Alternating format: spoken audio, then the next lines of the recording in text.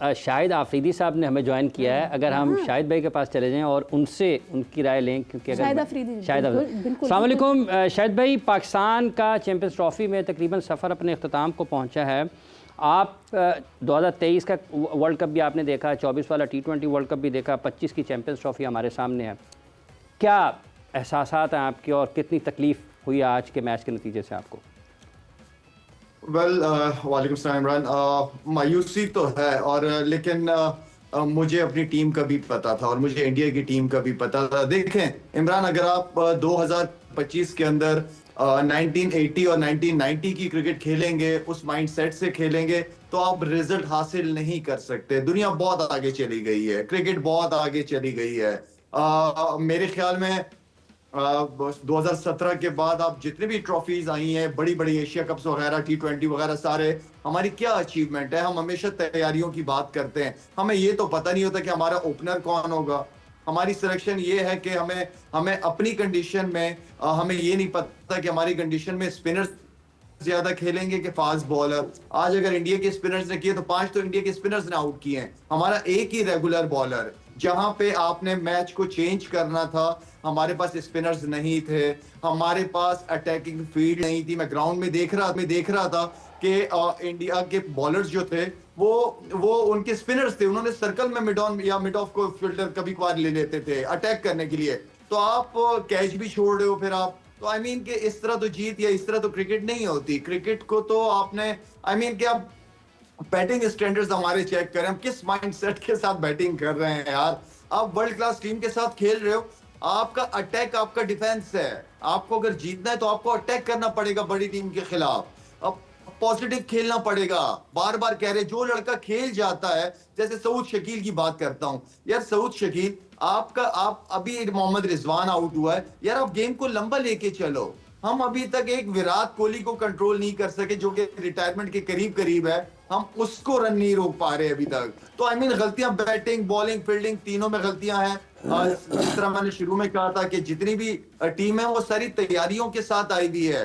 अब आपके पास किसी भी बैटिंग, बॉलिंग, फील्डिंग जिसमें भी आप गलती करोगे, आप एक्सपोज हो जाओगे, दूसरी टीम आपके ऊपर हावी हो जाएगी। तो बहुत ही अफसोस हुआ है, ऑनेस्टली बहुत ही अफसोस था। लेकिन मुझे तकरीबन 80% रिजल्ट का पता भी था। लाला, आपने सऊद की बात की, बट रिजवान और सऊद की जो पार्टनरशिप शुरू हुई थी, उसमें जहां रिजवान ने विकेट गंवाई, जिस पॉइंट पे अभी आपका एक कैच ड्रॉप हुआ है और बच गए आपको एक मौका मिला, फिर से एक दफ़ा आपको फिर से मौका मिला, मगर उसके बावजूद आप अगली जो आने वाली बॉल थी उस पर फोकस ही नहीं कर सके। There was nothing.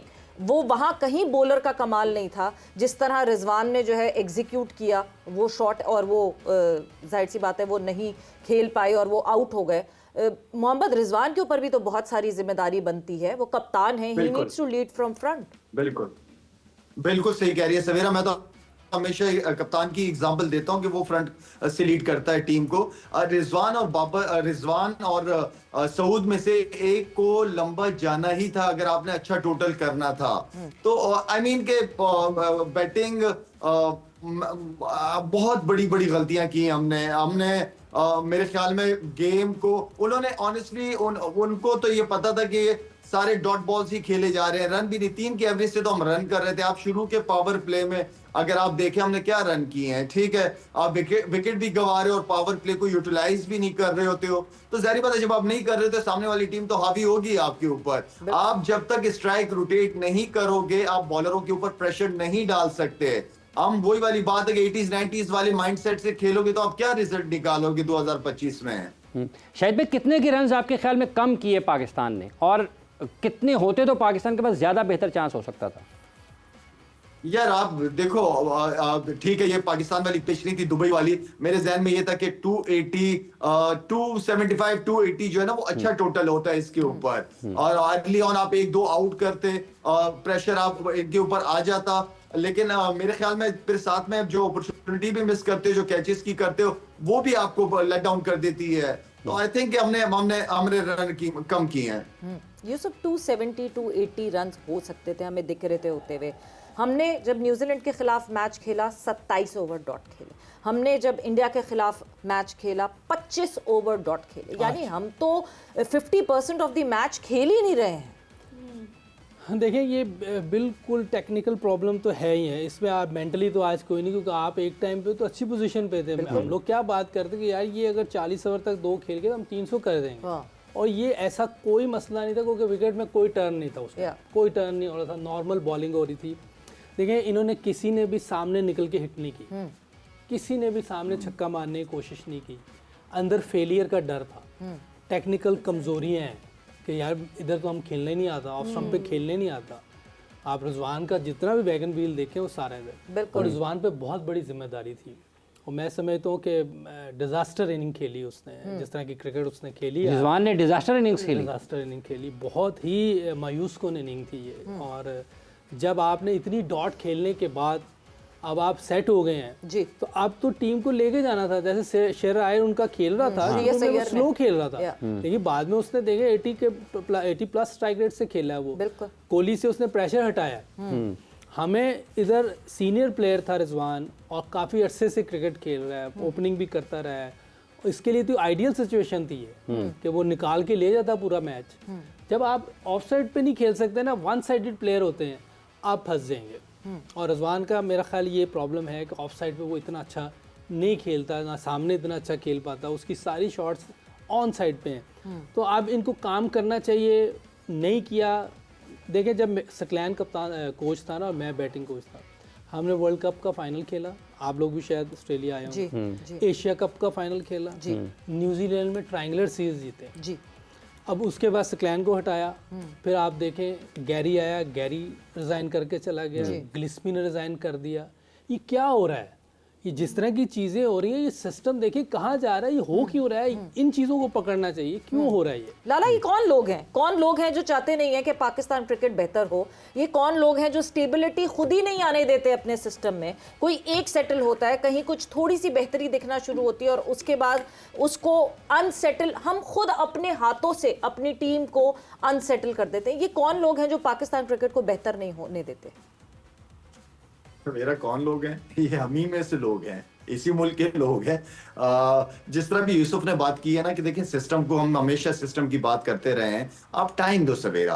आप ये अगले वर्ल्ड कप तक असाइनमेंट होनी चाहिए हेड कोच की, कोचेस जितने भी मैनेजमेंट है, कि ये अभी से ये अगले वर्ल्ड कप की तैयारी शुरू कर दे, तैयारी करें, अच्छे प्लेयर्स लेके आए और सिस्टम को चलने दे, टाइम दे दें, थोड़ा सा टाइम देना पड़ेगा। कौन कोच? आकिब जावेद तो अबूरी कोच थे, चैंपियंस ट्रॉफी तक थे, अब वो यूं हाथ झाड़ेंगे और कहेंगे मैं तो अबूरी कोच था, मैं वापस जा रहा हूं एनसीए।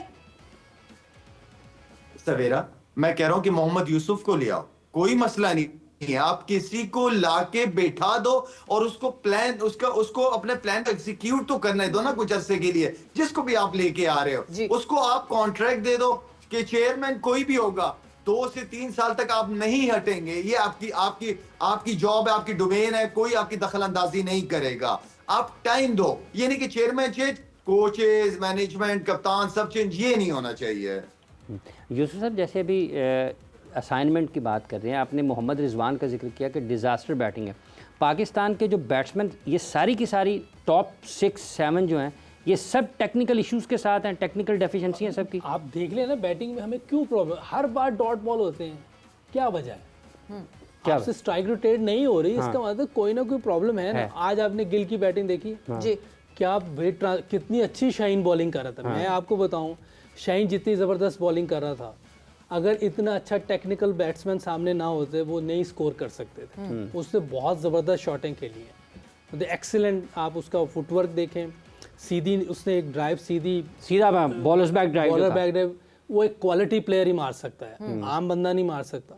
फिर उसने निकल के सामने मारी। आप 140 पे बॉलिंग कर रहा है, 6 फुट 3 इंच का बॉलर है, आप ऐसे नहीं निकल सकते। क्रिकेट बॉल है, टेनिस बॉल नहीं है, क्वालिटी प्लेयर है। आप देखें ना उसके सामने टेक्निक देखें। फिर कोहली आया, वर्ल्ड क्लास प्लेयर है, उसने दिखाया है कि भाई प्रेशर में किस तरह खेलते हैं। 2011 का सेमीफाइनल आप लोगों ने जीत जाना था, वहाँ टेक्निक का मसला था, इतने डॉट हुए, आप मैच हार गए हो। नहीं तो वर्ल्ड कप जीत गए थे हम लोग, 11 वाला। हाँ ना, 11 वाला वर्ल्ड कप जीत गए थे। वो तो लाला कप्तान था, इनसे पूछे जितनी डॉट उधर हुई होंगी तो ये बाहर से देख रहा होगा, ये भी परेशान होगा ये हो क्या रहा है। जब आपके पास टेक्निक नहीं होती ना, आप फंस जाते हैं, प्रेशर में फंस जाएंगे, अच्छी बॉलिंग के खिलाफ फंस जाएंगे, थोड़ी सी विकेट में वेयर एंड टेयर होगी, वहाँ फंस जाएंगे। अच्छा प्लेयर निकल जाता है अगर थोड़ी देर खेल जाए, जैसे कोहली निकला है।